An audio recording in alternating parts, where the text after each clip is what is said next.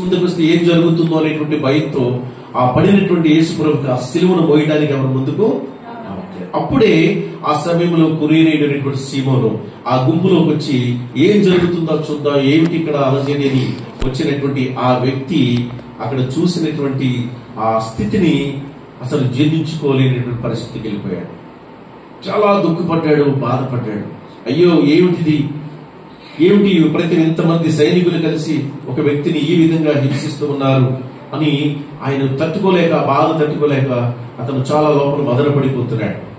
యేసు ప్రభువు అన్నప్పటికీ ఏం చేశారు, కొరడాలతో కొట్టి కొట్టి కొట్టి వీపంతా ఏమైపోయిందట, ఏమండి నాగటి చాళ్ళ వల్లే దున్నబడిందట, పొలం దున్నినట్టుగా అంత భయంకరంగా. ప్యాషన్ ఆఫ్ ది క్రైస్ట్ ఎంతమంది చూశారా? ప్యాషన్ ఆఫ్ ది క్రైస్ట్ యేసు ప్రభు యొక్క సిలువ శ్రమలన్నీ కూడా దానిలో చాలా కళ్ళకు కట్టినట్లుగా దానిలో చూపించారు. సో ఆ విధంగా ఆయనని హింసించారు. ఆ భయంకరమైనటువంటి రక్తస్రావము చేత, అంటే రక్తము కారిపోయింది మనం, ఆ భయంకరమైన స్థితిలో ప్రభు లేవలేనటువంటి నిస్సహాయుడిగా ఉన్నాడు. రక్తపు ముద్దగా ఉన్నటువంటి ప్రభువుని ఈయన ఏం చేసేటప్పుడు కురేనీయుడైన సీమోను చూశాడు. యేసు ప్రభు సొమ్మసిల్లి పడిపోయాడు. వాళ్ళు లేపి ప్రయత్నం చేస్తున్నా కూడా లేవట్లేదు. ఏం చేయాలి ఇప్పుడు?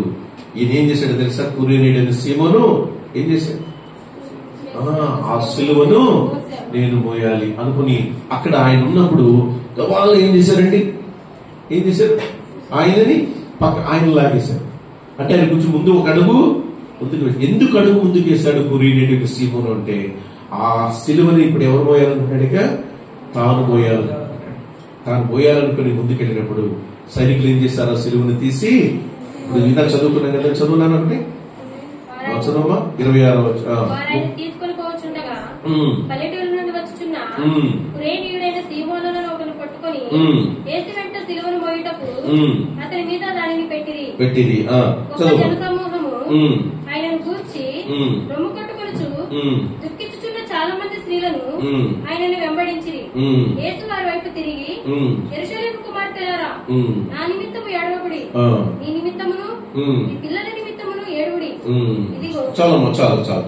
చూడండి అక్కడ ఇప్పుడు ఆయన కురేనీయుడైనటువంటి సీమోను మీద పెట్టారు. సీమోను హృదయము జాగ్రత్తగా వినాలి, మానవత్వముతో నింపబడిన హృదయముగా ఉన్నది. ఎవరు చేయనటువంటి కార్యాన్ని ఆయన చేస్తా ఉన్నాడు. ఈ రోజున మనిషికి ఏం కావాలో తెలుసా? మానవత్వం కావాలి. ఇక్కడ మానవత్వం కలిగిన వాళ్ళు ఎంతమంది ఉన్నారండి? ఇదే ప్రశ్న అంటారా? ప్రజ్వలం ఉన్నాడండి, చేతుతున్నాడు. ఎంతమంది మానవత్వం కలిగిన వాళ్ళు? ఒక దీన స్థితిలో ఉన్న ఒక వ్యక్తిని చూస్తే ఎంతమంది హృదయం ద్రవించి కన్నీళ్ళు వస్తాయి. కన్నీళ్ళు వస్తాయి అందరికి. బాధేస్తుందా? బాధేసిన మీరు వెంటనే ఆయనకైనా 100 రూపాయలు, 50 రూపాయలు సహాయం చేస్తారా? చేతులు అలాగే ఉన్నాయా? యథార్థమైన అబద్ధాలు చెప్తే చేసేస్తాడు దేవుడు. జాగ్రత్త. నిజమైన నమ్మొచ్చా? దేవుడికి స్తోత్రం కలుగుతుంది. హల్లెలూయా. మేమందరం దేవుడు దీవించునుగా. చేతులు ఎత్తన వారిని ఇంకా బహుగా దీవించునుగా. రైట్. చూడండి ప్రేమ దేవుడు బిడ్డలారా, మానవత్వం కావాలి. యేసు ప్రభు దగ్గరికి వెళ్ళడానికి వాళ్ళందరూ భయపడతా ఉన్నారు. అక్కడ వాళ్ళందరూ కూడా దిగులు పడతా ఉన్నారు. మనస్సులో ఉన్నా కూడా ఏం చేయలేకపోతూ ఉన్నారు, వారు అడుగు ముందుకు వెళ్ళిపోతూ ఉన్నారు. కానీ ఎవరేశారు అక్కడ? కురేనీయుడైన సీమోను వేశారు. అయితే అక్కడ నిష్కల్మషమైన హృదయం కలిగిన వ్యక్తి, నిర్దోషిగా ఉన్నటువంటి వ్యక్తిని అక్కడ ఏం చేస్తా ఉన్నారు? సిలువ వేస్తా ఉన్నారు. ఒక వ్యక్తిగా ఇతనిలో మానవత్వం నింపబడి ఆ ప్రభు యొక్క ఆ భారములో, వాళ్ళంత బాధలో నేను కొంతవరకైనా ఏం పంచుకోవాలనుకున్నాడు? పాలు పంచుకోవాలనుకున్నాడు. ఈ రోజు నా ఇంట్లో 2 అక్కా చెల్లెలు ఉన్నారనుకోండి, 2 పనులు షేర్ చేసుకుంటారు. నువ్వు ఇల్లు వాకిళ్ళు ఊడ్చేసి అందిస్తాను, నేను గిన్నెలు కడుగుతాను అని 2 ఒక ఒప్పందం ప్రకారం పనులు చేస్తారు. ఈ ఇల్లు వాకిళ్ళు ఊడ్చడం చాలా తేలికైపోయింది. అన్ని సర్దే ఉన్నాయి, పాపం పని తేలికైపోయింది. ఈ గిన్నెలు కడిగిన పని ఎక్కువైపోయింది. నా పని నేను చేసుకుని కూర్చున్నాను, లేదా నా పని కాదు అని పాపం 12 గిన్నెలు కడుగుతుంది అనుకోండి సిస్టరు. ఇప్పుడు ఏం చేయాలి? మానవత్వంతో ఇల్లు తుడిచి పని నాది అయిపోయింది, నేను పక్కన కూర్చుంటాను అనొచ్చా? చెప్పండి, అనొచ్చండి? ఎవరైనా ఇళ్లలో అనొచ్చా? అది చాలా స్పీడ్ ఉన్నారు. ఏమో ఆలోచించండి అనొచ్చా? అంటే ఒక వ్యక్తి కష్టపడుతుంటే మనకి ఏం కలగాలి? జాలి కలగాలి. క్రీస్తు విశ్వాసిగా క్రీస్తుని కలిగిన ప్రతి బిడ్డ హృదయము మెత్తనైన హృదయంగా ఉండాలి. బండలా మారిపోవడానికి వీలేదు, కఠినంగా ఉండడానికి వీలేదు. చాలా మంది కఠినంగా ఉంటారు. ఎదుటి వాళ్ళు బాధపడుతుంటే అసలు ఈ మనసులో కనీసం దుఃఖం కూడా కలగదు, మనసులో బాధ కూడా కలగదు కొంతమంది. అవునా కదా? మనసులో కనీసం ఏం కలగాలి? సింపతి, సానుభూతి ఉండాలి. వద్దమ్మా, ఖచ్చితంగా ఉండాలి. దేవుని బిడ్డలుగా మనం ఖచ్చితంగా ఉండాలి. మనం బయట వ్యక్తపరచకపోయినా కనీసం హృదయంలో ఉన్న ఆ మెత్తని మనస్సు అనేది మనకు ఉండాలి. అది ఉంటే ఏనాటికైనా మనం ఏదైనా చేయడానికి వీలు పడదు. అసలే కఠినంగా ఉందనుకోండి హృదయం, ఏమైనా చేయగలమా? ఏమా, నాకు తెలిసినటువంటి ఒక తల్లి ఉంది. ఆ పిల్లల్ని చాలా బాగుంది, మామూలు కుట్టుడు కాదు. కొట్టి కొట్టి కొట్టి ఎలా ఉంటుందో తెలుసు? అసలు విపరీతమైన కొట్టు, రక్తం కాలేలా కొట్టి ఏం చేస్తుందో తెలుసా అండి? మీరు నమ్మండి నమ్ముడు, ఇది వాస్తవం. ఆ ఎండలో, భయంకరమైన ఎండలో ఆ పిల్లల్ని చేతులు వెనక్కి కట్టేసి, గేదెలు కట్టేసి, స్తంభానికి ఇలా కట్టేసి, అది చూసినప్పుడు మాకు చాలా బాధ కలిగేది, జాలి కలిగేది. ఆ పిల్లల్ని చూస్తే ఎంత తప్పు చేస్తే మాత్రం ఎంత కఠినంగా ఉంటారు ఆ తల్లులు. కొంతమందికి వాతలు పెట్టే అలవాటు ఉంటుంది పిల్లలకి. వాతలు పెట్టే తల్లులు ఉంటారు. ఎంతమంది పెట్టారు వాతలు? తల్లులు ఉన్నారు ఇక్కడ? ఎవరు లేరా? వాతలు పెట్టిన తల్లులు ఎవరు లేరు ఇక్కడ? పిల్లలకి వాతలు పెట్టినాడు ఉంది మా ఆవిడ. యథార్థం ఒప్పుకోవాలి, చెప్పాలి. నేను అబద్ధాలు ఏం చెప్పను, దాచుకోవాల్సిన అవసరం లేదు. మావిడి పెట్టింది వాత అవసరం. నేను అనుకున్నాను పెద్ద మావిడి స్కూల్తో పెట్టిందేమో, మావిడి నేను పెద్ద జల్లెడి గడితో పెట్టాలనుకున్నాను. అనుకున్న ఊరికి మనసులో జరగలేదు. ఏమా కోపం వస్తే వచ్చింది పిల్లలకి ఆ రకంగా వాత పెట్టాలి. సరే మావిడి, సరే మావిడి ఏది చిన్న వాతే. నేను కొంతమంది చూశాను పెద్ద పెద్ద పుండ్లు. ఏం జరిగిందిరా అంటే అమ్మ వాత పెట్టింది. ఇప్పుడు నువ్వు వాత పెడితే అయిపోయింది. ఇక ఏమండి, వాత పెడితే అయిపోతా అంటే నువ్వు వాత కాదు, నువ్వు భయపెట్టు, నువ్వు కొట్టు, దెబ్బలు కొట్టు. బెత్తం వాడేది తండ్రి కుమారుడికి విరోధం కొట్టు, మంచిదే. కానీ నువ్వు అంత హింసాత్మకంగా ప్రవర్తిస్తున్నావంటే నీ హృదయం ఎలాంటిది? కఠినమైనది. ప్రియమైన దేవుని బిడ్డలారా గమనించండి, దేవుని బిడ్డలుగా మన హృదయాలు ఎలా ఉండాలి? సరే, ఇంతకుముందు అలా ఉన్నామేమో, కానీ ఇప్పుడు ప్రభువులోకి వచ్చిన తర్వాత ఎలా ఉండాలి? మనం ఖచ్చితంగా హృదయాలు మానవత్వంతో నింపబడి ఉండాలి. దేవునికి స్తోత్రం కలిగి ఉండాలి. ప్రపంచం మొత్తం మీద అత్యంత మానవత్వం కలిగిన వ్యక్తి ప్రభువైన యేసుక్రీస్తు వారు. హల్లెలూయా. కనుక ఎందుకు ఆయన సమస్త మానవాళి పాపములను ఆయన మీద వేసుకున్నారు. ఈ రోజు నువ్వు అనుభవించే శిక్ష ఏదైనా ఉంటే అది నీ గురించి నువ్వు అనుభవిస్తున్నావేమో, కానీ యేసు ప్రభువు వారు మానవత్వంతో మనం చేసిన పాపాలను చూసి, ఆ పాపానికి ప్రతిఫలంగా ఆ రాబోయే నరకాన్ని చూసి జాలిపడి ఆయన ప్రేమించి, ఈ పిల్లలకి, నా బిడ్డలకి, వీళ్ళకి ఆ శిక్ష రాకూడదు, నేను భరించాలని నీ మీద నా మీద మానవత్వాన్ని చూపిన మహనీయుడు ప్రభువైన యేసుక్రీస్తు వారు. దేవునికి స్తోత్రం కలుగును గాక. హల్లెలూయా. ఆయన మానవత్వపు హృదయముతోనే ఈ రోజు మన జీవితాలు ఈ విధంగా మారు మనసు కలిగి బ్రతకడానికి అవకాశం ఏర్పడింది. ఆయన పని చేయకపోతే మనం మారు మనసుకునే అవకాశం ఉండేది కనుక మనందరం కూడా మానవత్వం కలిగి ఉండాలి. రైట్, ఇక్కడ జాగ్రత్తగా గమనించండి. ఇమ్మానుయేలు అని ఒక పేరు కూడా పెట్టారు యేసు ప్రభు. ఉందండి, మత్తయి సువార్తలో ఉంటుంది కదా. ఇమ్మానుయేలు అంటే అర్థం ఏంటి? దేవుడు మనకు తోడు. యేసు ప్రభు వారు అందరికీ తోడుగా ఉన్నారు. ఆ మరణ సమయంలో, చివరి సమయంలో ఆయనకి ఎవరు లేరు. అక్కడ ఎవరు ఆయనతో ఉన్నారట? తల్లి అయిన మరియుంది, ప్రియమైన శిష్యుడైనటువంటి యోహాను మాత్రమే ఆయనతో ఉన్నారు. మిగతా వాళ్ళందరూ గాయం, అదృశ్యమైపోయారు, భయపడిపోయారు. మనల్ని కూడా పట్టుకుని చంపేస్తారు, భయంతో వెళ్ళిపోయారు.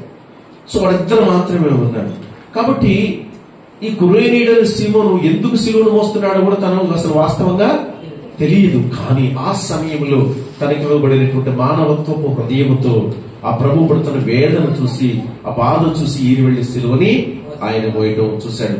సో వాస్తవంగా ఇదంతా కూడా ప్రవచనాల నెరవేర్పని ఎవరికి తెలియదు? కురేనీయుడైన సీమోనికి తెలియదు. యెషయా గ్రంథం 53వ అధ్యాయంలో మనం చూడగలిగితే అక్కడ యేసు ప్రభు యొక్క శ్రమను గురించినటువంటి ప్రవచనము ఒకసారి చదవండి అన్న, త్వరగా చదవండి. 5వ వచనం చదవండి. ఆగండి, చదవండి, ఇప్పుడు చదవండి. మనకి గాయపరచబడెను, మన దోషములను బట్టి నలుగగొట్టబడెను, మన సమాధానార్థమైన శిక్ష అతని మీద పడెను, అతడు పొందిన దెబ్బల చేత స్వస్థత కలుగుచున్నది. మనమందరము గొర్రెల వలె త్రోవ తప్పిపోతుంది. మనలో ప్రతి వాడును తనకిష్టమైన త్రోవకు తొలగెను. యెహోవా మన అందరి దోషమును అతని మీద మోపెను. అతడు దౌర్జన్యమునందును బాధింపబడినను అతడు నోరు తెరవలేదు. వదకు తేబడు గొర్రె పిల్లలు బొచ్చు కత్తిరించు అని ఎదుట గొర్రెయు మౌనంగా నుండినట్లు అతడు నోరు తెరవలేదు. అన్యాయపు తీర్పు నొందిన వాడై అతడు కొనిపోబడెను. చూడండి, ఇక్కడ ఇంత శ్రమ, లేకపోతే ఇంత గాయపరచబడడం, ఇంత శిక్ష ప్రభు భరిస్తున్నది, ఇదంతా కూడా ప్రవచనం యొక్క నెరవేర్పణ సంగతి ఎవరికి తెలియదు. అక్కడ కురేనీయుడైన సీమోనుకు తెలియదు. కాబట్టి తెలియకపోయినా అతనిలో ఏమి నింపబడిందంటే ఒక మానవత్వం అనేది నింపబడి ఇప్పుడు ఆ భారమైనటువంటి సిలువను ఆయన ఎత్తుకుంటున్నట్లుగా మనం చూస్తున్నాం. ప్రియమైన దేవుని బిడ్డలారా, ఆయన ఉన్నది మానవత్వంలో ఉన్నాడు. కాబట్టి ప్రభువు చూసినప్పుడు తన హృదయం కరిగిపోయింది. ఏమైందండి? ఈ రోజు మన హృదయాలు కరుగుతున్నాయా? నేను కుర్రనీయుడు సీమోన్ ప్లేస్ లో ఉంటే నా హృదయం కరిగేదండి అంటావా? నేను కుర్రనీయుడు సీమోన్ స్థానంలో ఉంటే నా హృదయం కరిగేదంటావా? ఈరోజు ప్రభు కోరుకునేది ఏంటో తెలుసా? ప్రతి విశ్వాసి ఆయన సిలువ మోసే సీమోనుగా మార్చబడాలి. దేవుని స్తోత్రం. హల్లెలూయా, హల్లెలూయా. ప్రతి విశ్వాసి ఆయన సిలువను మోయగలిగిన సీమోనుగా మార్చబడాలి. ప్రభు కోరుకునేది. కనుక గమనించండి, ఇవన్నీ కూడా ఆ సైనికులు ఉన్నారు అక్కడ. భయపడ్డా? సైనికులు ఉన్నా కూడా భయపడలేదు. కానీ ఆయన చుట్టూ ఉన్న జనసమూహం ఏమైంది?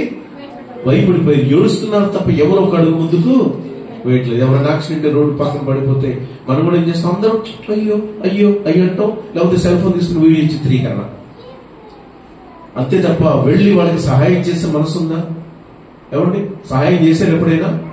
ఎవరైనా గాయపడ్డప్పుడు వెళ్ళి వాళ్ళని పరామర్శించి, అక్కడ వాళ్ళు ఎవరు తెలియకపోవచ్చు మనకి, వెళ్ళి వాళ్ళని పరామర్శించి వాళ్ళకి కావాల్సిన సపర్యలు చేసిన అనుభవాలు ఎవరికైనా ఉన్నాయా? బ్రదర్ మనం ఏం చేస్తాం? చూసుకుంటూ ఇలా చూస్తూ వెళ్ళిపోతాం సార్. అలా చేయకండి దయచేసి. స్త్రీలైనా పురుషులైనా ఎవరి బిడ్డలైనా ఎవరైనా సరే ఎవరైనా అక్కడ దీనులుగా ఉంటే వాడికి ఏదైనా సహాయం చేసే ప్రయత్నం చేయండి. మానవత్వాన్ని చాటుకుందాం. అందువలన క్రీస్తు ప్రేమను కనపరుద్దాం. అది మనం చేయాల్సింది, గుర్తుపెట్టుకోండి. కాబట్టి ఇక్కడ ఈ సీమోనులో అలాంటి మానవత్వం ఉండి ఆయన ఏమైపోయాడంటే ఒక అనామకుడుగా ఉన్నటువంటి వ్యక్తి. జాగ్రత్తగా అనామకుడుగా ఉన్న వ్యక్తి చరిత్రలో నిలిచిపోయాడు. దేవునికి స్తోత్రం కలుగునుగాక. చరిత్రలో నిలిచిపోయాడు. ఎలా చరిత్రలో నిలిచిపోయాడో తెలుసా? ఆయన ఎవరికి తండ్రి తెలుసా మీకు? అలెగ్జాంద్రునకు రూపునకు తండ్రి. మార్కు సువార్తలో 15వ అధ్యాయం 22వ వచనం చూడండి. మార్కు సువార్త 15వ అధ్యాయం 22వ వచనం చూడండి. అతడు అలెగ్జాంద్రునకు రూపునకు తండ్రి. అలెగ్జాంద్రునకు రూపునకు ఆయన తండ్రిగా ఉన్నాడు. చూడండి ప్రియమైన దేవుని బిడ్డలారా, ఇక్కడ ఈ ఇరువురు కుమారులు జాగ్రత్తగా ఉన్నాయి. అలెగ్జాంద్రు, రూపు అనేటువంటి వాళ్ళు అంత అసలు వాళ్ళ పేర్లు బైబిల్ గ్రంథంలో రాయబడమే చాలా గొప్పతనం. ఆ స్థాయికి ఎలా వెళ్ళగలిగారు అంటే నేను అనుకుంటాను, బహుశా ఈ తండ్రి చేసినటువంటి ప్రార్థన కానివ్వండి, లేకపోతే తండ్రి యొక్క పరిశుద్ధమైన జీవితం కానివ్వండి, తండ్రి యొక్క క్రమమైనటువంటి స్థితి కానివ్వండి, ఆ బిడ్డలిద్దరిని కూడా ఎలా నడిపించింది? బైబిల్ భక్తిలో నడిపించి ఉండవచ్చు. ఈ రోజు కూడా అందుకని మనం తల్లిదండ్రులుగా పిల్లలకి ఏం నేర్పుతాం? మంచి నేర్పుతున్నామా, చెడు నేర్పుతున్నామా? మంచిగా నేర్పేది చెప్పాలి. వారికి మంచి నేర్పాలని ప్రయత్నం చేస్తూ ఉంటాం. వారికి మంచి నేర్పాలి. బాలుడు నడవవలసిన త్రోవను వానికి నేర్పు, వాడు పెద్దవాడైనప్పుడు దాని నుండి తొలగిపోడు. గుర్తుపెట్టుకోండి. కాబట్టి ఇక్కడ ఆ కురేనీయుడైన సీమోను కూడా వాళ్ళకి ఒక మంచి తండ్రిగా ఉండి ఆ స్థాయికి రావడానికి కారణభూతులైనటువంటి స్థితిలో ఉన్నాడు. ఈ రోజున మరి తల్లిదండ్రులు పిల్లలకు ఆనందాన్ని కలిగించేవాడుగా ఉన్నారా, దుఃఖాన్ని కలిగించేవాడుగా ఉన్నారా? అనేక మంది తండ్రులు బాధ్యత లేకుండా త్రాగుబోతులుగా దొంగల ఇష్టానుసారం బ్రతికి వాళ్ళ వల్ల పిల్లలు అవమానించబడే స్థితికి వెళ్తారు తల్లిదండ్రులు. కొంతమంది తెలుసా మీకు? వాళ్ళ వల్ల పిల్లలు నిందించబడే స్థితి, వాళ్ళ వల్ల పిల్లలు ఎగతాళి చేయబడే స్థితికి వెళ్ళిపోతుంటారు కొన్నిసార్లు. అంటే తల్లిదండ్రుల బాధ్యతను ఏం చేస్తున్నారమ్మా? విస్మరించి ప్రవర్తించుట చేత. కానీ ఇక్కడ సీమోను ఆ పిల్లలు ఎవరు? అలెగ్జాండరు రూపనేటువంటి వాళ్ళని క్రమములు పెంచినటువంటి తండ్రిగా చరిత్రలో అక్కడ నిలిచిపోయినట్లుగా మనం చూస్తా ఉన్నాం. అలాగే ఈ విధంగా పౌలు కూడా ఏం చేస్తున్నాడు తెలుసా మీకు? అమ్మా పౌలు కూడా ఏం చేశాడు చూద్దామా? వాడు జ్ఞాపకం చేసుకుంటాడు కదా పౌలు. అమ్మా అలా సరే కూర్చో. పాప ఏంటరా అమ్మా? యాంజిలేనా. కూర్చోండి, మంచి కూర్చోండి, సిట్రాయి. మీ ముగ్గురు వేరు కూర్చోబెట్టండి, ఆ ముగ్గురు దూరం దూరం కూర్చోబెట్టండి. వాళ్ళ బంధాన్ని అక్కడ తెంపేయండి. కొద్దిసేపు ప్రార్థన చేయమని దూరం దూరం కూర్చోండి. అల్లరి చేయలేదు. ప్రార్థన అయితే మీకు చాక్లెట్ ఉంది, మంచి చాక్లెట్ ఇస్తాం. అల్లరి చేశారంటే చాక్లెట్ లేదు. ఓకేనా? ఈరోజు సండే స్కూల్ లేకపోవడం వల్ల మనకి ఈ శ్రమ, ఈ వేదన, ఈ శోధన మనకి. అంతేనా? అరే చిట్టి తల్లి ఆరోగ్యం అల్లొచ్చారు కొద్దిసేపు. Good God, right. సరే చూద్దాం. ప్రియమైన బిడ్డలారా చూడండి, పౌలు కూడా వాళ్ళకి ఏం చెప్తారమ్మా? చదవండి. నేను ఎక్కడ ఉంది తీయండి ఒకసారి అమ్మా. రోమ 16 చదవ ఒకసారి.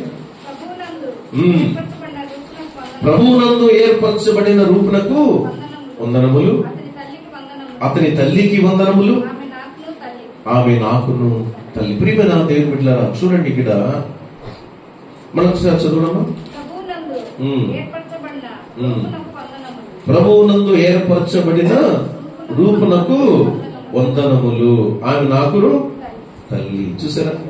అంటే ఇక్కడ సీమోను కానివ్వండి, సీమోను భార్య కానివ్వండి, భార్య పేరైతే రాయబడలేదు, కానీ వీళ్ళని క్రమమైనటువంటి పద్ధతిలో పెంచినటువంటి తల్లిగా ఉన్నది. ఇక్కడ ఎంతమంది తల్లులు పిల్లలు క్రమశిక్షణ పెంచుతున్నారు? ఎంతమంది తండ్రులు బిడ్డలు క్రమశిక్షణ పెంచుతున్నారు? బెత్తము వాడని తండ్రి కుమారునికి ఏమైనాడు? విరోధి. ఎంతమంది పిల్లలు కొట్టారండి? చిన్నప్పుడు మీ పిల్లలు ఎంతమంది కొట్టారు? కొట్టారు? అందరూ కొట్టారా? కొంతమంది కొట్టకపోతే నిద్ర పడదు. కొంతమంది తండ్రులు అవసరానికి కొట్టాలి. అవసరానికి వాళ్ళు తప్పు చేసినప్పుడు ఏం చేయాలమ్మా? ఆ గద్దింపు ఉండాలి, వాళ్ళ బెత్తం భయం ఉండాలి, కొట్టాలి. కొంతమందికి చెయ్యి బాగా దీంతో కొట్టేవాడు కొంతమంది ఉంటారు. నేను తండ్రిని కదా, తల్లిని కదా, నా అధికారాన్ని ఉపయోగించుకుని నేను ఏం చేయాలి? వెళ్ళని కొట్టాలి. నువ్వు కొడితే ఏం కాదు, కొట్టబడిన వారి తోరు మదం అయిపోతుంది, అందుకంటే ఏం కాదు. అదవుతుందా? మా మరదలు ఉంది, మా మరదలు కూతురు ఉంది, పెద్ద పాప. ఆ పాపని బాగా మా మరదలకి ఏంటంటే చేయబుద్దా కొంచెం ఇదిగా ఉంటుంది అనమాట.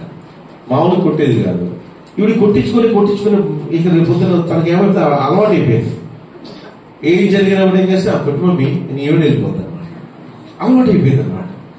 సో అలాంటి స్థితిలో కాదు, కానీ పాపము లేకపోతే తప్పు అంటే వారు భయపడే రీతిలో వారు మనం ఖచ్చితంగా బెదిరించాలి, భయపెట్టాలి, గుర్తుపెట్టాలి. అది ఎవరి బాధ్యత అంటే తల్లిదండ్రుల బాధ్యత. అక్కడ చూడండి ఎంత చక్కని మాట. ఆ తల్లి గురించి ఏం మాట్లాడుతున్నాడమ్మా ఆయన? ప్రభువునందు ఏర్పరచబడిన రూపునకు వందనములు, అతని తల్లికి వందనములు, ఆమె నాకును తల్లి. దేవునికి స్తోత్రం కలుగును గాక. పౌలు భక్తుడికే తల్లిగా ఉందంటే ఆమె ఎంత భయభక్తులు కలిగిన స్త్రీ అండి. పౌలు భక్తుడికే ఒక తల్లిగా ఉండగలిగింది అంటే ఎంత విశ్వాసురాలైన స్త్రీ అండి. మీకు అర్థమవుతుందా? కాబట్టి దయచేసి గమనించాలి. అందుకని ఇక్కడ యేసు ప్రభు వారి యొక్క సిలువ మోసే భాగ్యము ఎవరికి దొరికింది? ఈ రోజున కురేనీయుడైన సీమోనుకు దొరికింది. అందుకని యేసు ప్రభు వారు ఇదిగో మీ భుజముల మీద ఏమెత్తుకోమన్నారు? నా కాడిని ఎత్తుకోమంటారు. నా కాడి ఎలా ఉన్నది ప్రభు చెప్తున్నారు? సులువుగాను తేలికగాను ఉన్నది. ఉందా లేదా? తేలిక. ఆయన సిలువనెత్తుకుంటేనే తప్ప మనిషికి ఏమి లేదు. ఇప్పుడు ఇక్కడ పాపం నుంచి మరణం నుంచి ఏమి లేదండి, విడుదల లేదు. అందుకంటాడు ఒక మాట చదువుదాం చూడండి. ఇక్కడ యేసు ప్రభు వారు తన సిలువను తీసుకుని వెంబడించమంటాడు. లోకసు వార్త 14:27 చదవండి. మరియు ఎవడైనను తన సిలువను మోసుకొని నన్ను వెంబడింపని ఎడల వాడు నా శిష్యుడు కానేరడు. చూసారా? ఎవడైనను తన సిలువను మోసుకొని నన్ను వెంబడింపని ఎడల అంటే మనం సిలువ మోసుకుంటామంటే మన సిలువ, మన మీద ఉన్న సిలువ ఎవరిది అంటే ప్రభు అయిన యేసుక్రీస్తు వారిది. ఆ సిలువ ఆ వెంబడించాలి. యేసు సిలువను మోసిన వారికే పాపము నుంచి మరణము నుంచి విడుదల. హల్లెలూయా. గట్టిగా చెప్పండి హల్లెలూయా. మీరు హల్లెలూయా చెప్తే ఇంకొకసారి మీ నోటి చావలెత్తరాడని వీల్లేదన్నమాట. అందుకే గట్టిగా చెప్పండి హల్లెలూయా. హల్లెలూయా. చాలా మందికి నిద్ర వచ్చేస్తున్నట్టుంది కదా. శనివారం చాలా అలసిపోయి ఉంటారు పాపం. రాత్రి నిద్ర ఉండదు పాపం కదా. చాలా అలసట ఉన్నట్టుంది. కొంతమంది ఆవలెత్తలు ఎదురుగా ఉన్నాను గొప్ప కనపడతాను. కడుపుసుకున్న వాకి చెప్పంటారు. సరే మావిడ మొన్న ఒక మాట అనేది, ఆవలెత్తు వచ్చినందువల్ల నిద్ర వస్తుందని కాదండి. మరి దేనికి వచ్చిందో నాకు అర్థం కదా. ఆవలెత్త దేనికి వచ్చింది చెప్పరా? మంచి చురుకుతో మెలకు ఉండి వస్తుంది ఆవలెత్త. దేనికి వచ్చింది ఆవలెత్త? అమ్మా సామాన్య దురాత్మే అంతేనా? అంటే వాక్యం మనసులోనికి వెళ్ళనీయకుండా మన మీద ప్రభావం చూపిద్దని చెప్తున్నాం. Right, okay. చూసారా, శరీర అలసటి చేత వచ్చేది వేరు, ఓకే. కానీ వాక్యం చెప్పేటప్పుడు సహజంగా జాగ్రత్త వినండి. జోల పట్టింటే ఉంటుంది మీ అందరం. ఈ జోలల్లా మనకి ఏమవుతుందంటే ఏమవుతుంది? ఏం తెప్పిస్తుంది? ఆవలెత్తలు తెప్పిస్తుంది. దయచేసి జాగ్రత్త, శ్రద్ధగా ఉండండి, చురుగ్గా ఉండండి. వాక్యం మీద శ్రద్ధ పెట్టండి. శరీర బలహీనత ప్రతి యేసునామములో కొట్టివేయబడును గాక. ఎవరు తప్పుగా అనుకోకుండా, ఎవరు ఫీల్ అవ్వకుండా నేను మిమ్మల్ని ఉద్దేశించేమనట్లేదు. కాకపోతే ఏంటంటే మనం శ్రద్ధగా వినేటప్పుడు అవి మన దగ్గరకు రాకుండా ఉండాలి అంటే మనం జాతీయాలకి ఉండాలి. రైట్, జాగ్రత్తగా వినండి. ఇప్పుడు సిలువను మోయటం వలన మనిషికి ఏముందంటే పాపము నుంచి మరణము నుంచి విడుదల. పాత నిబంధన గ్రంథములో ఇలాంటి ఉదంతమే ఒకటి మనం చూడగలం. పాత నిబంధన గ్రంథములో ఇలాంటి ఉదంతాన్ని మనము చూడగలం. ఎవరికైనా ఆ ఉదంతం గురించి ఎవరైనా చెప్పగలరా? తెలుసా?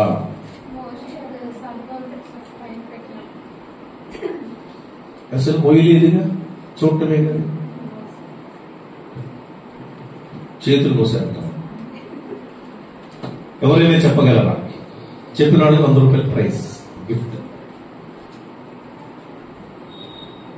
ఒక ఉదంతం ఉంది, మీకు తోచింది ఏదైనా.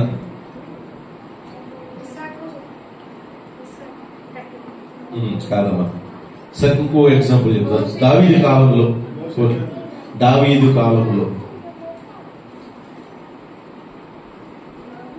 సరే ఇప్పుడు అన్న వాక్యం ఎవరికి కంగారు పడక్కర్లేదు.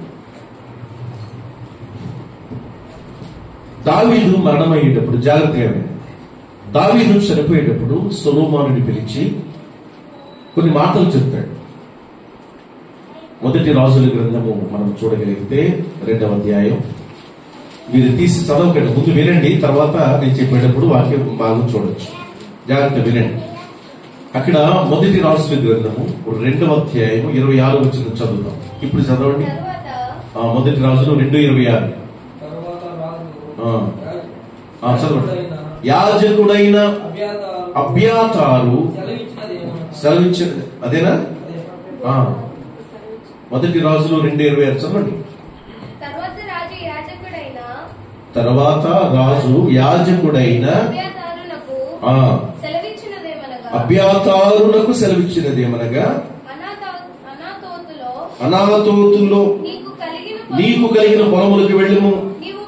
నీవు మరణమునకు పాత్రుడవైతివి గాని నీవు నా తండ్రి అయిన దావీదు ముందర దేవుడైన యెహోవా మందస్సమును మోసి నా తండ్రికి ప్రాప్తించిన శ్రమలన్నిటిలో శ్రమ పొందితివి గనుక ఈ వేళ మరణ శిక్ష నీకు విధింపను. మీకు అర్థమైన జాగ్రత్త. ఈ చరిత్ర ఏంటో కూడా మనం తెలుసుకుందాం. ప్రియమైన దేవుని బిడ్డలారా, అక్కడ దావీదు కుమారులు ఉన్నారు. ఒక 4 కుమారులు ఉన్నారు. పేర్లు చెప్తారా? దావీదు కుమారుల పేర్లు చెప్పండి.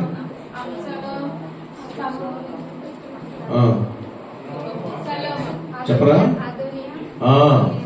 సొలొమోను, అబ్షాలోము, తర్వాత అమ్నోను, అదోనియా, వీళ్ళున్నారు. రైట్, జాగ్రత్తగా. ఇప్పుడు ఈ అదోనియా అనేటువంటి వాడు దావీదుకు 4వ కుమారుడు. ఎన్నో కుమారుడు అండి? 4వ కుమారుడు. అంటే అబ్షాలోము తర్వాత జన్మించినటువంటి కుమారుడు ఎవరయ్యా అంటే అదోనియా. రైట్, ఇక్కడ ఎన్ని మనం జాగ్రత్త ఈ విషయాలను మీరు తర్వాత చదువుకోండి. మొదటి సమూయేలు గ్రంథము, క్షమించారు 2వ సమూయేలు 3వ అధ్యాయంలో ఉంటుంది. తర్వాత మొదటి దినవృత్తాంతము గ్రంథము 3వ అధ్యాయంలో ఇవన్నీ ఉంటాయి. అయితే ఈ అదోనియా బహు సౌందర్యం కలిగినటువంటి వ్యక్తి. ఈ అదోనియా చాలా తప్పులు చేశాడు, చాలా పాపాలు చేశాడు. ఇవి చేసినప్పుడు తండ్రి అయినటువంటి దావీదు అతన్ని ఏం చేయలేదట, గద్దించలేదట, హెచ్చరించలేదట. ఆయన చేసిన పాపాన్ని బట్టి ఏమాత్రం హెచ్చరించలేదు.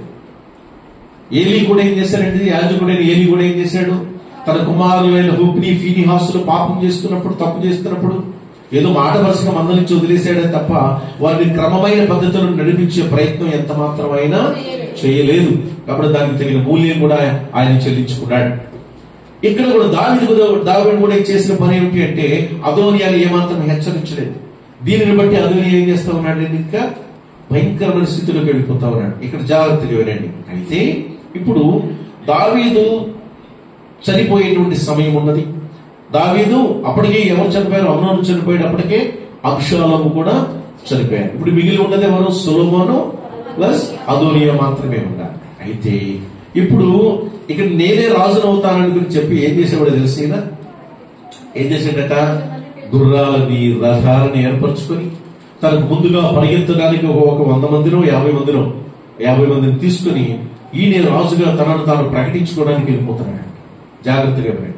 ఈ వెళుతున్న క్రమంలో ఒక ఇద్దరు ఈయనకి సహాయపడ్డారు. ఎవరు వారంటే సైన్యాధిపతి అయినటువంటి యోవాబు, తర్వాత యాజకుడు అయినటువంటి అబ్యాతారు. ఈ వీళ్ళిద్దరు ఇప్పుడు ఎవరికి సపోర్ట్ గా ఉన్నారు, అదోనియాకు సపోర్ట్ గా ఉన్నారు. అదోనియా న్యాయబద్ధంగా ఆలోచించట్లేదు. అతనికి కావాల్సింది ఏంటి, రాజ్యం, పదవి కావాలి, రాజ్యాధికారం కావాలి. సో దీని మీద దృష్టి పెట్టేటటువంటి అదోనియా ఇప్పుడు ఏం చేస్తా ఉన్నాడంటే తనంతట తాను రాజుగా ప్రకటించుకునే ప్రయత్నం చేస్తా ఉన్నాడు. ఈ ప్రయత్నంలో భాగంగా గుర్రాలని రథాలను ఏర్పరచుకున్నాడు. తన ముందుగా పరిగెత్తడానికి ఒక 50 మంది మనుషులను ఏర్పాటు చేసుకున్నాడు. యోవాబు సహాయం తీసుకున్నాడు, యాజకుడైన అబ్యాతారు సహాయం తీసుకుని వెళ్ళిపోయాడు. వెళ్ళిపోయి అక్కడ ఏం చేస్తాడు, అక్కడ ఒక విందు ఏర్పాటు చేస్తాడు. విందు ఏర్పాటు చేసిన తర్వాత ఆ విందుకి కొంతమందిని పిలవడం. ఎవరెవరిని పిలవడం, సొలొమోనుని పిలవడం, తర్వాత సాదోకు అనేటువంటి ఆయన్ని పిలవడం, అలా కొంతమందిని ఆయన పిలవడం అనమాట. కొంతమంది పిలిచిన వాళ్ళు వెళ్ళిపోతారు. ఇప్పుడు అక్కడికి ఎవరెవరిని పిలవడంటే జాగ్రత్తగా వినండి. యాజకుడైనటువంటి సాదోకును పిలవడం, తర్వాత యెహోయాదా కుమారుడైన బెనాయాను పిలవడం, ప్రవక్త అయిన నాతానుని పిలవడం, సొలొమోనుని పిలవడం. ఇప్పుడు నాతాను వెళ్ళి, నాతాను ఎవరు చెప్పండి గట్టిగా, ప్రవక్త. నాతాను ప్రవక్త. ఇప్పుడు నాతాను ఎవరి దగ్గరికి వెళ్తాడో తెలుసా, బత్షెబా దగ్గరికి వెళ్ళి, అమ్మా ఇదిగో దావీదు రాజు ఒక వాగ్దానం చేశాడు, నీ గర్భమును పుట్టినటువంటి సొలొమోనుని ఏం చేస్తానన్నాడు, ఇప్పుడు ఆయన రాజుగా చేస్తానన్నాడు. ఇక్కడ చూస్తేనేమో ఈయన ఇవన్నీ ఏర్పాట్లు చేసుకుంటూ ఉన్నాడు అని అక్కడికి వెళ్ళినప్పుడు ఈవిడ ఏం చేస్తుంది, బత్షెబా ఎక్కడికి వెళ్తుందండి, దావీదు దగ్గరికి వెళ్ళి అడుగుతుంది, అయ్యా నువ్వు ఇచ్చిన వాగ్దానాన్ని బట్టి సొలొమోనుకి ఏం చేయమంటది, పట్టాభిషేకం చేయి అని అడిగినప్పుడు దావీదు ఏం చేస్తాడమ్మా, ఈ విషయము తెలిసి దావీదు ఏం చేస్తాడంటే వెంటనే సొలొమోనుకి ఏం చేస్తాడు, పట్టాభిషేకం చేస్తాడు. ఈ విషయం ఎవరికి తెలిసింది, అక్కడ అదోనియాకి తెలిసింది. ఆయన యొక్క ప్రయత్నాల్లో ఉన్నాడు అనమాట. అక్కడ తనంతా తాను ఇప్పుడు రాజుగా ఏం చేయబోతున్నాడు, ప్రకటించుకోబోతున్నాడు. కానీ ఇక్కడ ఏమైపోయింది, ఆల్రెడీ రాజుగా సొలొమోనుకి ఏం జరిగిపోయింది, పట్టాభిషేకం జరిగింది. ఇప్పుడు రాజు అయిపోయాడు ఆల్రెడీ. ఈ విషయం తెలిస్తే అయ్యో రాజు ఇప్పుడు ఏం చేస్తాడు, నన్ను ఏం చేస్తాడని చంపేస్తాడు అని భయపడిపోయి ఈ అదోనియా చేసిన పని ఏంటంటే మందిరంలోనికి వెళ్ళిపోయి బలిపీఠపు కొమ్మును పట్టుకుంటాడు. ఏం పట్టుకుంటాడు, బలిపీఠ కొమ్మును పెట్టుకుంటాడు. అంటే దానిని ఆశ్రయించినటువంటి వ్యక్తిని ఏం చేయాలి, ఇప్పుడుగా సంహరించకూడదు, గుర్తుపెట్టుకోండి. అదొక వాళ్ళకి సింబల్ అనమాట. ఓ బలిపీఠపు కొమ్మును పెట్టుకున్నప్పుడు ఆ విధంగా బ్రతికి బట్టగడతాడు. ఎవరు, అదోనియా. సొలొమోను చంపడు హాని తలపెట్టాడు, అయిపోయింది. ఇప్పుడు ఈ లోపల ఉన్నటువంటి రాజ్య కాంక్ష ఏదైతే ఉన్నదో నీకు చావలేదు. జాగ్రత్తగా ఏం చావలేదు, రాజ్య కాంక్ష చావక మనలో ఒక కుట్ర పూర్తి మన ఆలోచన చేస్తాడు. ఏమిటి అంటే దావీదు చనిపోయే స్థితిలో అతనికి వెంట కలిగించడానికి, వేడి కలిగించడానికి ఒక స్త్రీని, అభిషగు అనేటువంటి స్త్రీని పంపిస్తారు. సో అతను వెళ్ళి అతనికి ఉపచారం చేస్తూ అతనికి వేడి కలిగించే ప్రయత్నం చేస్తాడు. అయితే అక్కడ వాళ్ళిద్దరి మధ్య ఎలాంటి శారీరకమైనటువంటి సంబంధం లేదని మొదటి రాజుల గ్రంథంలో స్పష్టంగా రాయబడింది. దావీదు ఎలాంటి తప్పు చేయలేదు. ఇప్పుడు ఈ అదోనియా చేసిన పని ఏమిటి అంటే ఏం చేస్తున్నాడంటే ఆ అభిషేకులు నాకు ఇచ్చి వివాహం జరిపించమని ఎవరిని పంపాడు, సొలొమోను దగ్గరికి. దావీదు మన బత్షెబాను పంపుతాడు. ఎవరు పంపుతాడు, అక్కడికి వచ్చి ఆవిడ చెప్పినప్పుడు ఆవిడ సొలొమోను ఏం చేస్తాడు తెలుసా, చదువు. ఇప్పుడు మొదటి రాజు గ్రంథంలోకి వెళ్తాం. చూడండి అమ్మా, 2వ అధ్యాయంలో అక్కడ చదువుని కింద భాగంలోకి వెళ్తే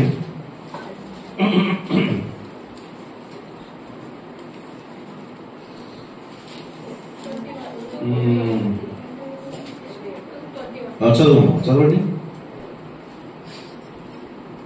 21 చదవండి.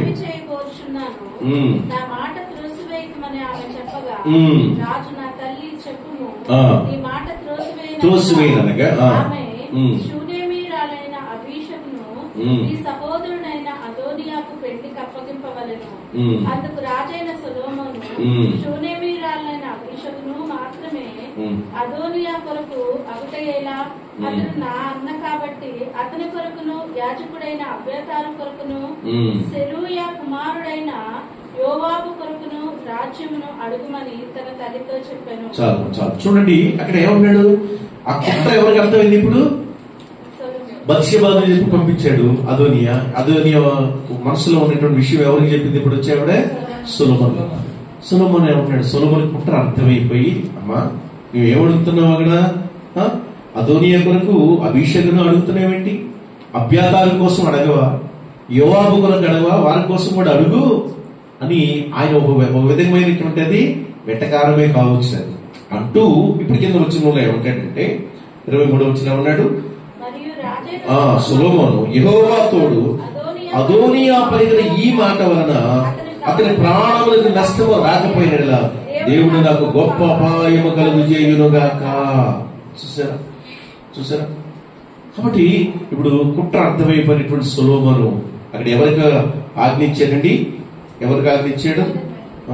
ఇచ్చినప్పుడు అక్కడ వెంటనే అతను ఏం చేశాడు? బెనాయాకు ఆర్డర్ ఇచ్చేసాడు. అతను అదోనియా మీద పడి అతనిని చెప్పేశాడు. ఇప్పుడు అతనికి సహకరించిన వాళ్ళు 2 ఉన్నారని చెప్పుకున్నాం. ఎవరు వాళ్ళు? యాజకుడైనటువంటి అబ్యాతారు, తర్వాత యోవాబు అనేటువంటి ఈ యాజకుడు. కాబట్టి ఈ యాజకుడికి ఒక క్షమాపణ దొరికింది. అది ఇప్పుడు మనం చదువుకునేటువంటి భాగం 26వ వచనంలో ఏం సెలవిస్తా ఉన్నాడు రాజు? అబ్యాతారుడికి సెలవిచ్చినది ఏమనగా, అనాతోతులో నీకు కలిగిన పొలములకు వెళ్ళుము, నీవు మరణములకు పాత్రుడవైతివి గాని. జాగ్రత్తగా మాట వినండి. నీవు మరణములకు పాత్రుడవైతివి గాని. ఈరోజు మనం కూడా పాపము ద్వారా దేనికి పాత్రులమయ్యాము? మనం చేసిన పాపానికి మనం ఏమి రావాలండి? మరణం రావాలా? పాపము వలన వచ్చి జీతం ఏమైనది? మరణం. అందరూ కూడా మరణానికి పాత్రులమైనాం. కానీ ఏం జరుగుతుంది అక్కడ? చదవండి.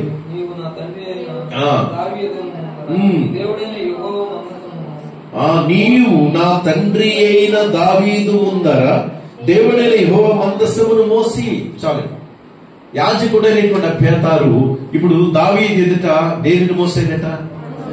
దేవుని మందస్సమును మోసాడు. మందస్సమును మోయటమే కాకుండా నా తండ్రికి ప్రాప్తించిన శ్రమలన్నిటిలో శ్రమ పొందితివి. దేవునికి స్తోత్రం కలుగునుగాక. హల్లెలూయా. సో ఒక నమ్మకస్తుడిగా ఉన్నాడు. యాజకుడిగా దావీదు దగ్గర పనిచేసిన సమయంలో దేవుని మందసాన్ని ఏం చేశాడు? దావీదు ఎదుటైనా మోసాడు. ఆ భారాన్ని ఈయన మోసాడు. అంతేకాదు దావీదుకి కలిగిన శ్రమలన్నింటిలో కూడా ఈయన కూడా శ్రమను అనుభవించాడు.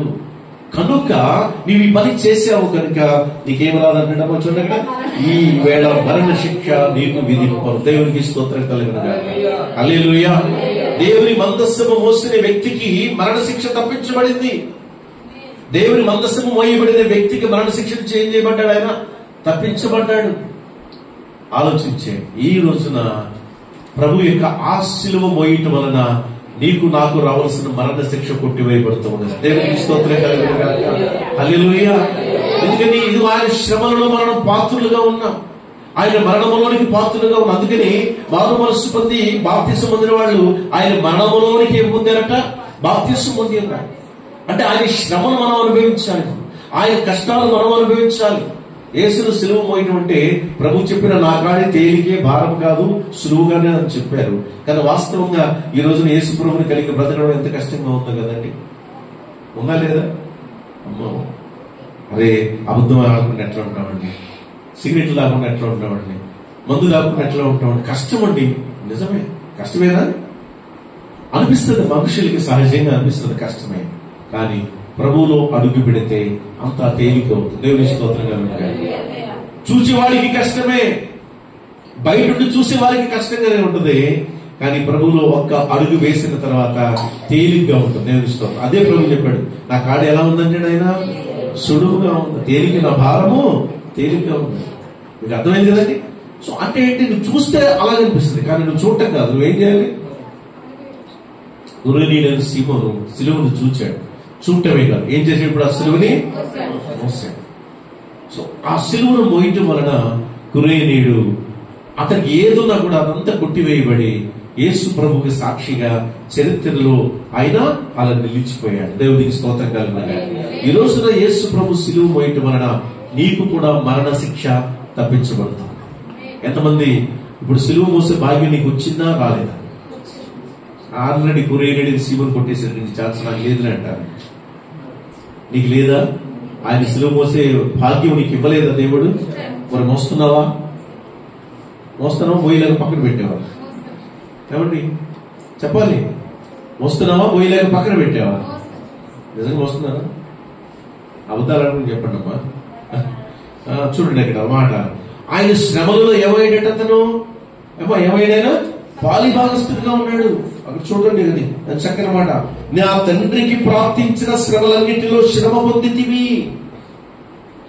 యేసు ప్రభు వారు శ్రమ పడ్డారు. ఇప్పుడు యేసు ప్రభు వారు మేకులు కొట్టించుకున్నారు, ముళ్ళకిరీటం పెట్టుకున్నారు. కాబట్టి మనం ముళ్ళకిరీటాలు పెట్టుకోక్కర్లా, మనం మేకులు కొట్టించుకోక్కర్లా. ఏమన్నా కొట్టించుకోవాలా?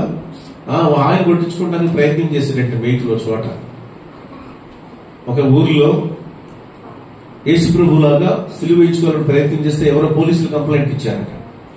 పోలీసులు నుంచి జైలుకి తీసుకెళ్లారు. సిలువ మీద లేడు, ఆయన జైల్లో ఉన్నాడు. తర్వాత బయటకు ఇచ్చేసారు అనమాట. అంటే ఇప్పుడు యేసు ప్రభులో శ్రమ పడమంటే నేను మేకులు కొట్టించుకోమని అర్థమా? ఏమంటే యేసు ప్రభు శ్రమంలో పాలిభాగస్తుడిగా ఉండమంటే నెత్తి మీద ముళ్ళకిరీటం పెట్టించుకోమని అర్థమా? ఇప్పుడు నువ్వు ఒకవేళ నిజంగా ముళ్ళకిరీటం పెట్టించుకుని చేతులకి నువ్వు ఏదో మత్తు ఇంజక్షన్ చేయించుకొని మొద్దుబారి ఇంజక్షన్ చేయించుకొని మేకులు కొట్టించుకున్నావు అనుకో, ఒకవేళ రేపు పొద్దున అంతే కదమ్మా. ఏముంది, టెక్నాలజీ పెరిగిపోయింది అమ్మా, అవునా కదా?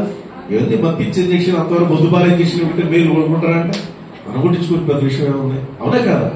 ఒకవేళ నువ్వు ఆ పని చేస్తే రేపు పొద్దున ప్రభు నీ సంఘంలో ఉన్న వాళ్ళందరూ, నీ ఊర్లో ఉన్న వాళ్ళందరూ, నీకు చుట్టూ ఆగులా బంధువులు వాళ్ళందరూ ఏం చేస్తారు? యేసు ప్రభు మా అయ్యగారి సిలువ వేయించుకున్నాడు రా, యేసు ప్రభు మా అయ్యగారు గొప్పవాడు రా. నువ్వు రేపు పొద్దున ఎవరు దండాలు పెడతారు? ఇక దండాలు ఎవరికి వెళ్ళాలి? మన అవసరాలు ఎవరికి వెళ్ళాలి? తల్లి ప్రభుకి వెళ్ళాలమ్మా, ప్రభుకి వెళ్ళాలి. ప్రభు శ్రమలలో పాలిభాగస్తుడు అవడం, ప్రభు కష్టాల్లో పాలిభాగస్తుడు ఉంటే ఆయన పొందినటువంటి శారీరక శ్రమలు అనుభవించమని కాదు అక్కడ. ఈ లోకంలో ప్రభు యొక్క విశ్వాసులంతా ప్రభు కుమారుడి గారు బ్రతుకుతున్నప్పుడు నిజమే నీ తల మీద ముళ్ళకి పెట్టినటువంటి ఎన్నో అవమానాలు నీ నెత్తి మీదకి వస్తాయి, అవి నువ్వు భరించాలి. ప్రభు మార్గంలో వెళుతున్నప్పుడు ఎన్నో కష్టాలు ఎదురవుతాయి, శ్రమలు ఎదురవుతాయి, శోధనలు ఎదురవుతాయి, అవన్నీ నువ్వు తట్టుకోవాలి. సో క్రీస్తు కొరకు నిలబడితే ఇవన్నీ అనుభవించాలి ఖచ్చితంగా. క్రీస్తు బాట మల్లె బాట కాదు, పూల బాట కాదు. ఏం బాట ఇది మరి? అమ్మా చెప్పాలి గట్టిగా. మరి ఈ బాటలకు మమ్మల్ని ఎందుకంటే రమ్మంటారు అంటారు లోకంలో చాలా మంది. ఈ బాటలోకి వస్తేనే నీకు తర్వాత నీ బాట బాగుంటుంది. హల్లెలూయా. కాబట్టి అందుకని ఇక్కడ ఆయన సిలువను మోసే అనుభవంలోనికి వెళ్ళాలి. ఆయన సిలువ మోయటువంటి అర్థం ఏంటి చెప్పండి ఒక మాట అమ్మా. ఆయన సిలువను మోయటువంటి అర్థం ఏంటి? ఆత్మీయ జీవితంలో అడుగున పడే కష్టాలు. బ్రదర్ స్వార్థ ప్రకటించాలి. Very good. ఇంకా మన పాప భారాన్నంతా యేసు ప్రభువు ఏం చేసినప్పుడు రావుని మీద మోసాడు. చదువు మొదటి పేతురు పత్రికలో మాట చదువుదామా? చూడమ్మా, మొదటి పేతురు 2:24 చదవండి. మొదటి పేతురు పత్రిక 2:24. మనం పాపముల విషయమై చనిపోయి ఏ విషయమా? నీతి విషయమై జీవించినట్లు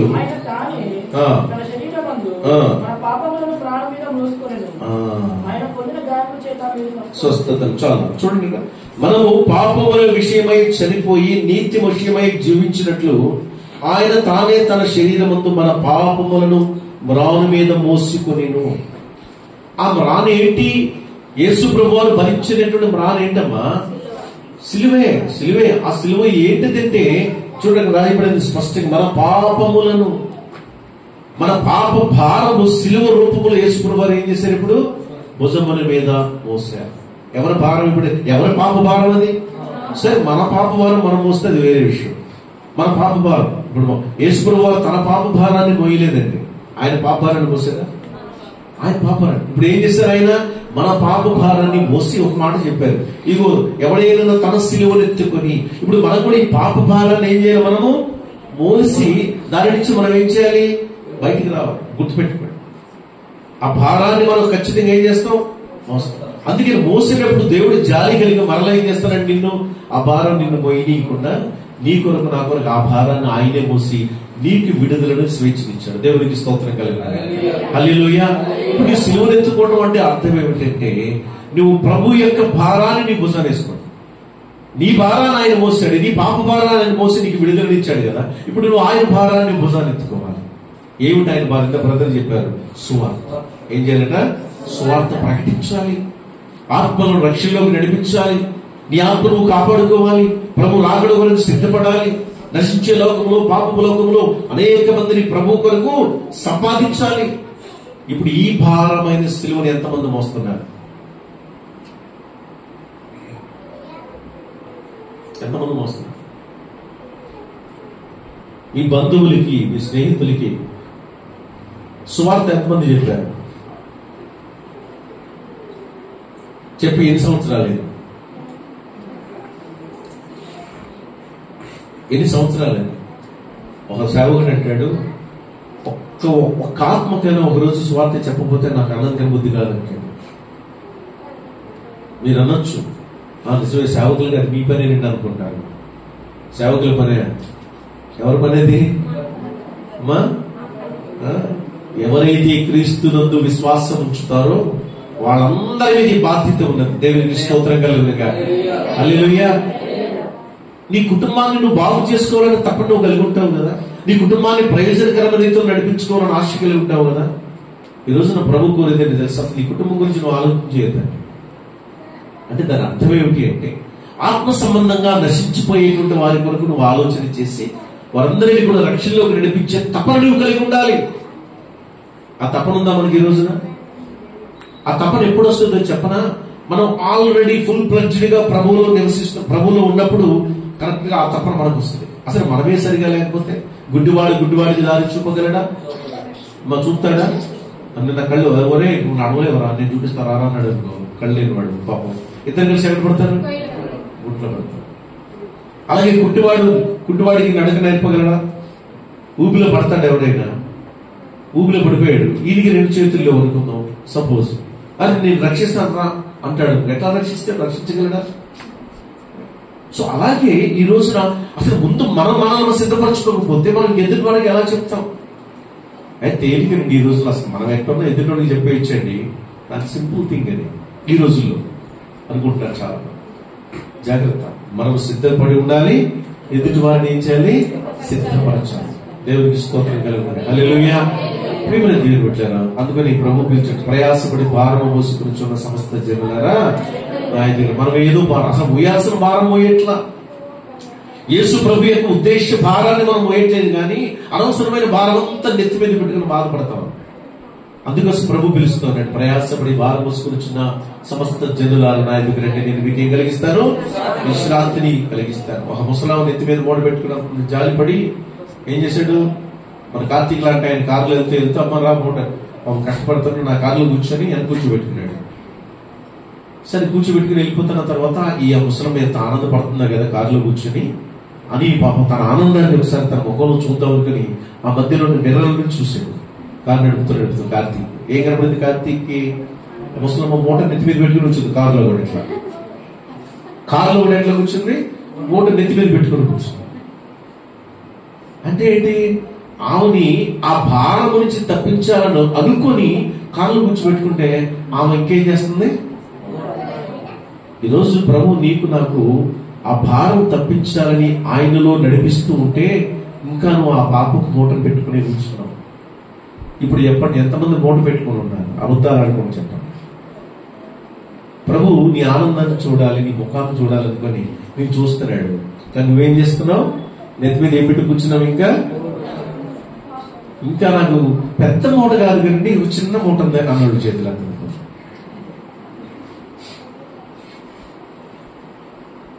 శ్రద్ధ ఎక్కువ ఉందంట. మీరు ఏ మూట ఉందో నాకు అర్థం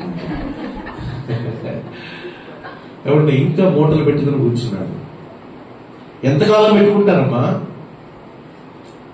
ఉన్న మూట అబద్ధం ఆడకుండా చెప్పండి. ఇంకా నాకు చిన్న మూట ఉందండి అన్నాడు చేతులు ఎత్తారు యథార్థంగా. ప్రభు ఈ రోజు ఆ మూట తొలగించేస్తాడు కానీ యథార్థం ఒప్పుకొని. హల్లెలూయా. ఎంతమందికి ఉందా మూట? ఇంకా ఇంకా ఇంకా మామిడి గురించి చెయ్యింది. ఇంకా ఉందా మూట? ఉన్న అందరికి ఉందా మూట? ఎప్పుడు కుదిరించుకుందాం? ఎప్పుడు తీసేద్దాం మూట?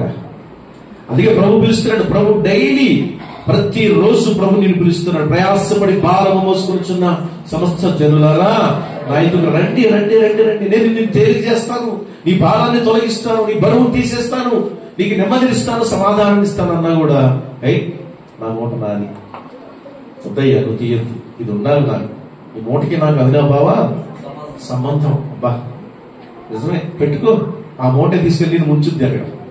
అవునా కదా? ఏమండి? అందుకే అక్కడ మనం చదువుకున్న భాగంలో చూడండి, లోకసభ చదువుకున్న ఎవడైనా తన సిలువను మోసుకొని నన్ను వెంబడింపలేదు. అంటే నువ్వు మోయవలసినటువంటి సిలువను మోయట్లేదు, కానీ ఏం మోస్తున్నావు నువ్వు? అమ్మా పాపపు మూట మోస్తున్నావు, పాపపు భారాన్ని మోస్తున్నావు. ప్రియమైన దేవుని బిడ్డలారా, పౌలుని మోసుకుని వెళ్ళారు తెలుసా మీకు? పౌలు భక్తులు మోసుకెళ్ళారు. ఒకనొక సందర్భంలో ప్రజలందరూ కూడా మరి పౌలు మీద ఉన్న వ్యతిరేకతతో పౌలుకి హాని తలబడతారేమోనని సైనికులు ఏం చేశారో తెలుసా? పౌలు మోసుకెళ్లారు. ఆ వాక్యం చదువుతారు ఒకసారి. అపోస్తుల కార్యములు 21:15 చదువున్నారా? అపోస్తుల కార్యములు అపోస్తుల 21:15.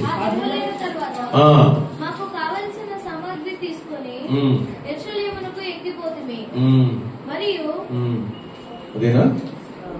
అదేనమ్మా, చూడండి ఒకసారి, తప్పు చెప్పాడు.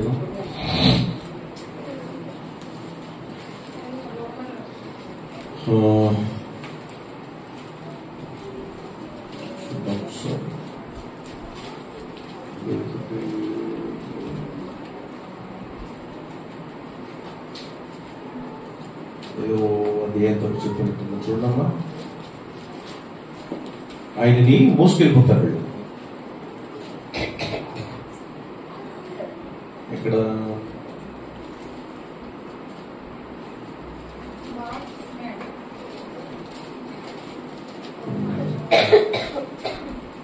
ఇక్కడ త్వరగా చూడండి, ప్రయత్నం చేయండి.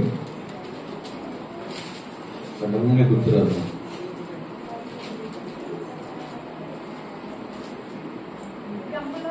అమ్మా చదవండి. అక్కడ రాజమందిరంలో నుంచి ఆయనను సైనికులు మోసుకుని వెళ్తారు. సైనికులు మోసుకుంటారు. నాకు వాళ్ళు గుర్తు రావట్లేదు. ఒకేసారి బ్లాంక్ అయింది.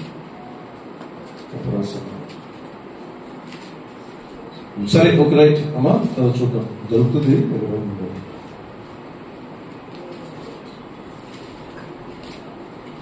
అక్కడ వాళ్ళు హాని తలపడతారేమోనని ఈయన ఏం చేస్తారంటే పైకి మోసుకొని తీసుకెళ్తారు. 21:35 చదవండి. పౌలు మెట్ల మీదకి వచ్చినప్పుడు జనులు గుంపు కూడి బలవంతము చేయించినందున సైనికులు అతనిని మోసుకుని పోవలసి వచ్చిన. రైట్, ఎవరు చెప్పింది? చాలీస్ బదిలేనా? చాలా చదువుకున్న రైట్. చూడండి, సైనికులు ఏం చేశారమ్మా ఆయన్ని? చూడండి, జనులు గుంపు కూడి బలవంతము చేయించినందున సైనికులు అతనిని మోసుకుని పోవలసి వచ్చింది. నేను అనుకున్నాను సైనికులు ఎంత ధన్యులు అయ్యారు అక్కడ. అవునా కదా? సైనికులు ఎవరు మోసుకెళ్లారండి? పౌలు. దేహంతో ఒకటి పౌరుని మోసుకెళ్లకుండా పౌరుకున్న స్పిరిట్ మోసుకెళ్తే అంత బాగుండేది. అవునా? ఈ రోజున ప్రభు సిలువ మోయటం అంటే అర్థం ఏమిటి అంటే, మనం ఏదో చెక్కతో సిలువ చేయించుకుని మోయటం కాదు, కానీ ఆ సిలువలో ఉన్నటువంటి ప్రభు యొక్క ఉద్దేశాన్ని మనం మోయాలి, ఆ భారాన్ని మోయాలి. ఈ అనుభవం లేకపోతే మరణ శిక్ష నుంచి వాళ్ళు ఏం చేయబడలేరట, తప్పించబడలేరు. అబ్యాతారు కూడా దావీదు ముందర దేవుని మందసాన్ని మోసాడు కనుక అబ్యాతారు మరణ శిక్ష నుంచి ఏం చేయగలిగాడు, తప్పించబడ్డాడు. ఈ రోజున మనం కూడా ఆ సిలువ మోయకపోతే మనం కూడా ఏం చేయబడం, మరణ శిక్ష నుంచి తప్పించబడాలి. ఈ రోజున సిలువ మోసే భాగ్యం ఎంతమంది కలిగింది? ఎంతమంది ప్రభు సిలువ మోస్తున్నారు చెప్పండి? ఎంతమంది ప్రభు సిలువ మోస్తున్నారండి? ప్రభు భారాన్ని ఎంతమంది భరిస్తూ ఉన్నారు? ప్రభు ఆశను ఎంతమంది నెరవేరుస్తున్నారు? ప్రభు చెప్పిన విధంగా సువార్తను ఎంతమంది ప్రకటిస్తూ ఉన్నారు? ఆత్మల దాహం కలిగి ఉన్నారా? ఆత్మల భారం కలిగి నశించిపోయేవారిని ప్రభు దగ్గరికి నడిపిస్తున్నారా? నీ భర్తో, నీ భార్యో, నీ అక్కో, చెల్లో, తమ్ముడో, అన్నో, బావో, మరదలో, వదినో, అత్తయ్యో, మామయ్యో ఎవరైనా సరే ప్రభువుని ఎరగకపోతే, ప్రభు రక్షణలోకి రాకపోతే వారిని ప్రోత్సాహపరిచి వాళ్ళని ప్రభు యొక్క మాటలు వాళ్ళకి తెలియపరిచి వాళ్ళ రక్షణలో నడిపించాలనే తప్పన తాపత్రయం నువ్వు కలిగి ఉన్నావా? ఆ భారం నీకుందా? ఈ రోజున ఒక్క ఆత్మనైనా నువ్వు రక్షించావా? ఒక్క ఆత్మనైనా రక్షణ నడిపించావా? నువ్వు పాట పాడేడు భక్తులు, మంచి పాట. ఏ పాట చెప్పండి అది? ఏం చేశానయ్యా నీ కోసం, ఏం మోసానయ్యా నీ కోసం, నీవు నన్ను చూచావని. ఏం చేశానయ్యా నీ కోసం, ఏం మోసానయ్యా నీ కోసం, నీవు నన్ను చూచావని. ఒక్కరినైనా ఒక ఆత్మనైనా రక్షించానా, నీకై కలిగించానా. ఒక్కరినైనా ఒక ఆత్మనైనా రక్షించానా, నీకై వెలిగించానా. ఏం చేశానయ్యా నీ కోసం, నీ బ్రతుకునిచ్చావని. ఏం మోసానయ్యా నీ కోసం, నీవు నన్ను చూచావని.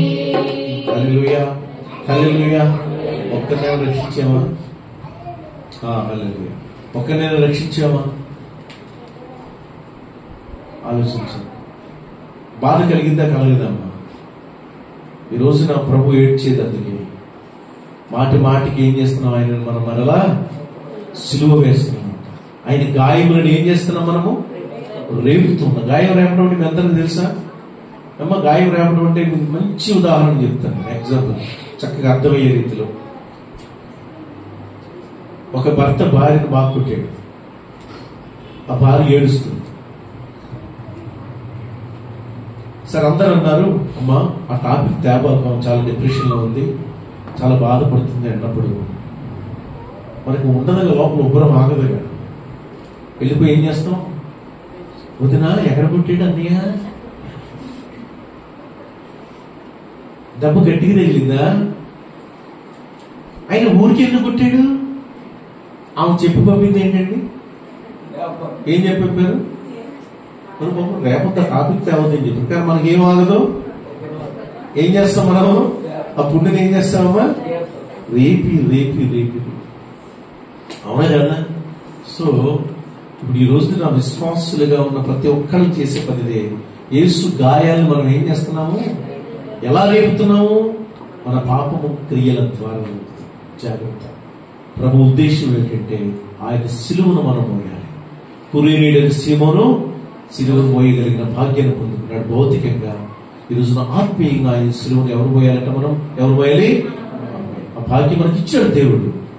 ఎక్కడ వరకు మోయాలంటే ఎక్కడ వరకు ఆ సిలువను మనము మోసుకుంటూనే ఆ భారాన్ని మనం భరించాలి. యేసు ప్రభు కోరుకున్నది మనం చేయాలి. యేసు ప్రభు ఆశించినది మనం చేయాలి. యేసు ప్రభు నెరవేర్చాలనుకున్న తపన ఏదైతే ఉందో అది మనం కలిగి ఉండాలి. మీకు అర్థమవుతుందా? ఈరోజు ప్రభు యొక్క మాట ఎందుకు ప్రకటిస్తా ఉన్నాం? ఎందుకు ప్రభువుని లోకానికి పరిచయం చేస్తా ఉన్నాం అంటే ప్రభు కోరుకున్నది అదే. సర్వ సృష్టికి వెళ్ళండి, అందరికీ స్వార్థని ప్రకటించండి, అదే కదా ప్రభు చెప్పింది. కాబట్టి ఆ భారాన్ని కలిగిన సేవకులుగా ఈ రోజున ప్రభుని ప్రకటిస్తా ఉన్నారు. ఈ రోజున ఆ భారము కలిగిన విశ్వాసులుగా మనం ప్రభుని లోకానికి పరిచయం చేసి ఆయన నిజమైన సిలువ భారాన్ని మోయవలసినటువంటి బాధ్యతను మనం ఈ రోజు నుంచి తీసుకోవాలి. దేవునికి స్తోత్రం కలుగునుగాక. హల్లెలూయా, హల్లెలూయా. ఎంతమంది మోయడానికి ఇష్టపడతా ఉన్నారు ఈ రోజు ప్రభు భారాన్ని?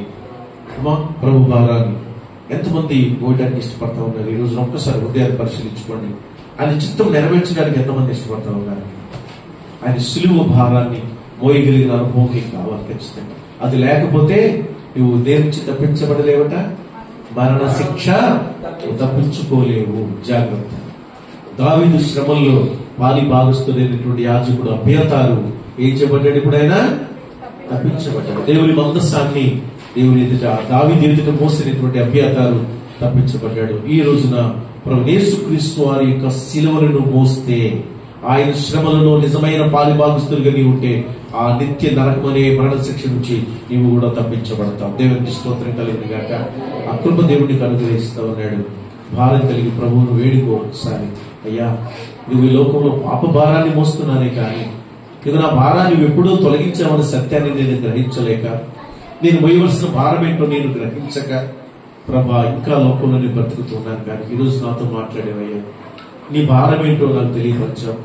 అనేక మందిని రక్షణలోకి నడిపించాలని, ఆ భారం నేను కలిగి ఉండాలని కోరుకుంటున్నావు నాయన. ఆ భారాన్ని నేను మోయాలి ప్రభు. ఈ రోజున నా ఆత్మ నేను కాపాడుకోవాలి. ఈ భారాన్ని కూడా నేను మోయాలి. నీ భారం ఇది, నీవు నాలో పెట్టిన భారం ఇది. ఈ బాధ్యతగా నేను గుర్తెరిగిన ప్రవర్తించాలి తండ్రి. ఆ రీతిన నన్ను మీ ఆత్మతో నడిపించే ప్రభు సహాయాన్ని కోరుకుందామా? ప్రార్థించినందుకు కూడా దయచేసి తనలో ఉంచండి. పిల్లలు అలా చేయరు, పిల్లలు అలా చెప్పినమ్మా. అందరూ ప్రార్థన చేసుకుంటే ఒక 2 నిమిషాలు ప్రార్థించారు.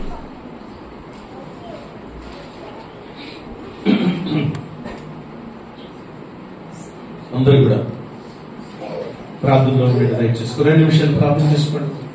ప్రభు నీతో నాతో మాట్లాడిన మాటలు బట్టి, ప్రభు మనకిచ్చిన కృపను బట్టి మందరం కూడా ప్రార్థన పూర్వకంగా ఉందామా? హృదయాన్ని ఒక్కసారి ప్రభువు సమర్పించుకోండి. ఇదిగో ఆయన సిలువు మోసే భాగ్యం నీకు కలిగింది, కానీ నువ్వు మోస్తున్నావా? ఆ భారాన్ని మోయడానికి నువ్వు ఇష్టపడుతున్నావు? అసలు ఆయన ఉద్దేశాలు ఇంకా నెరవేర్చకుండా, ఆయన తపనేంటో తెలుసుకోకుండా ఒకవేళ లోకంలో ఎంతసేపు నీ ఆశ, నీ కోరిక, నీ యొక్క ఇదితోనే వెళితే ఒకవేళ ఏమాత్రం కూడా అది మనకు ప్రయోజనకరమైనది కాదు. కానీ ఇదిగో ప్రభు ఉద్దేశాన్ని నెరవేర్చే స్థితిలో నేను వెళ్ళాలి. అది ప్రభు ఆశిస్తూ ఉన్నారు. అది నిజముగా ఆయన సిలువ మోయటం, అది నిజముగా ఆయన సిలువ భారాన్ని మనం భరించటం. ఆ భారం నీవు నేను కలిగి ఉన్నామా? ఆ భారంలో మనం ఉన్నామా అని అర్థం చేసుకుని ప్రభువును ముందుకెళ్ళాలి. ప్రార్థన చేసుకుందాం. దయచేసి అందరూ కూడా తనలో ఉంచినట్లయితే ప్రార్థన చేసుకుందాం.